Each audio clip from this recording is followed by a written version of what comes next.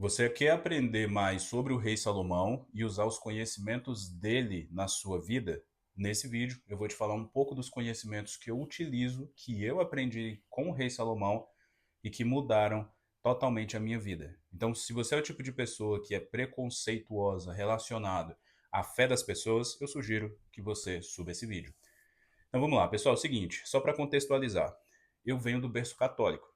Então sim, eu tenho quase todos os sacramentos, tá? Só falta o casamento ainda, que seria o casamento na igreja católica, mas que nós optamos por não casar na igreja, eu e minha esposa. E aí o que acontece? Quando eu conheci o rei Salomão, eu estava em um momento da minha vida de declínio, de baixa. Né? Foi assim que os meus dois filhos nasceram, eles têm uma diferença de 1 ano e 3 meses, e eu literalmente perdi o controle de todas as minhas finanças. Por quê? Eu sempre trabalhei com criatividade. E você sabe, se você é pai, se você é mãe, quando nasce uma criança, você perde literalmente a regulação do teu sono. E na minha vida eu sempre trabalhei com criatividade. E sem dormir, eu literalmente não funciono.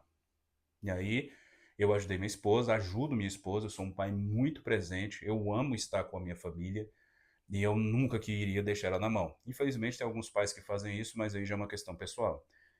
E nesse processo, eu fui perdendo tudo, perdendo não, né? Digamos que foi substituindo tudo que era para ser meu. E aí o que aconteceu? Dentro desse processo, a gente duvida de muita coisa. É natural, a gente é ser humano. E eu duvidei que Deus, ele olhava para mim. Eu comecei a duvidar que Deus existia. Por quê? Porque na minha cabeça eu estava fazendo tudo certo. O que era o tudo certo? Era basicamente eu ajoelhar e rezar para um Deus que estava lá fora. Você se identifica com essa história? Quando a gente está passando por momentos de sufoco, o que a gente faz? A gente começa a rezar: Deus me ajuda.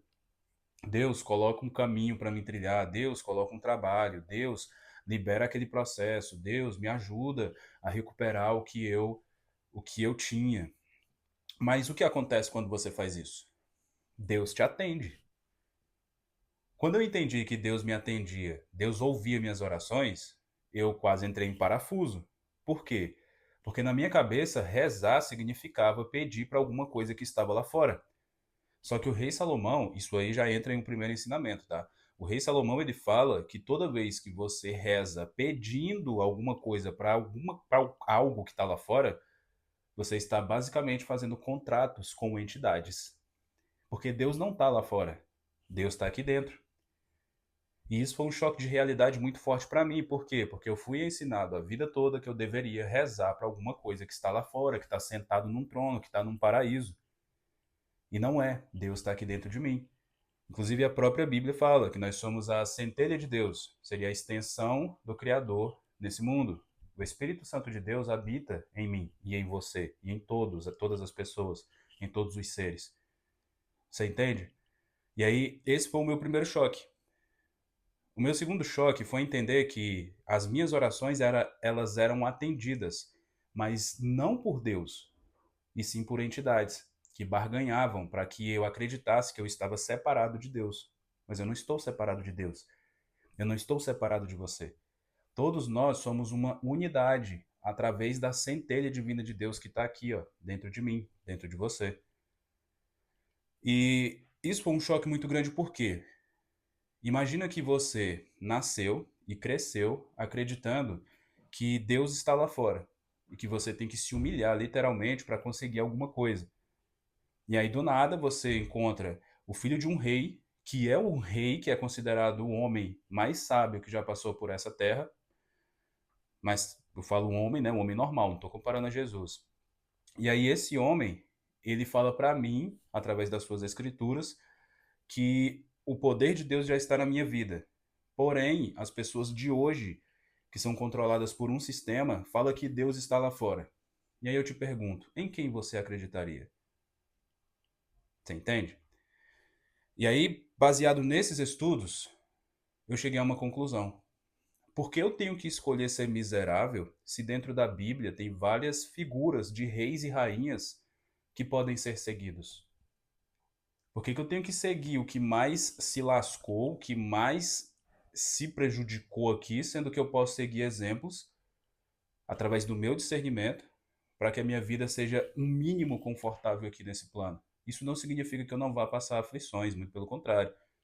A própria Bíblia fala que nós vamos passar por aflições, sim, mas eu prefiro passar por uma aflição entendendo que Deus habita em mim e que eu não preciso me preocupar, porque o que for acontecer, vai acontecer, e eu só tenho que lidar com essa situação, entendendo que de um jeito ou de outro, o Deus que habita em mim vai me ajudar a resolver. Eu prefiro muito mais viver assim do que como um miserável. Você entende? Ah, mas o rei Salomão, no fim da sua vida, ele ficou com milhares de mulheres, ele adorou vários outros deuses. O rei Salomão era um ser humano, assim como qualquer outro. O rei Salomão teve suas escolhas, e eu respeito as escolhas dele, assim como eu respeito as tuas escolhas. E no final da vida, eu ainda aprendi um ensinamento maior com ele.